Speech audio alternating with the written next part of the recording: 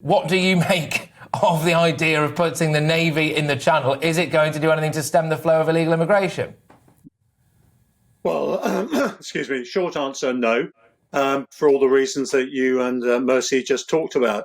The issue here, though, is the government is tacitly accepting that they need to bring together all the agencies and departments who are responsible for our offshore zone and the security and safety in our borders under one comprehensive approach.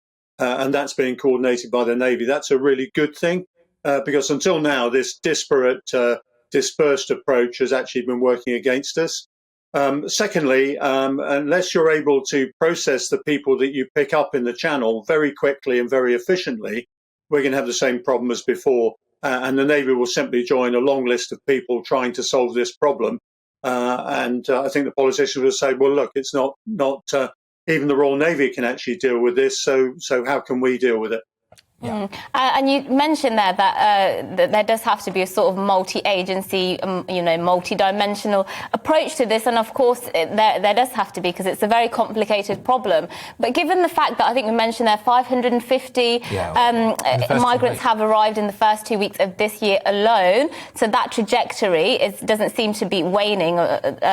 We saw the highest figures last year, of course. What needs to be done? Can anything be done? Because they've tried a lot of solutions and the problem's not going away. Surely now we have to say, look, France is the key to all of this. If France don't get a grip, then we won't ever be able to get on top of this issue. Well, I mean, we need a comprehensive strategy, and we're tinkering around at the tactical level all the time and nothing's working. And as a military man, I can tell you, if you don't get your strategy right, your tactics will always fail.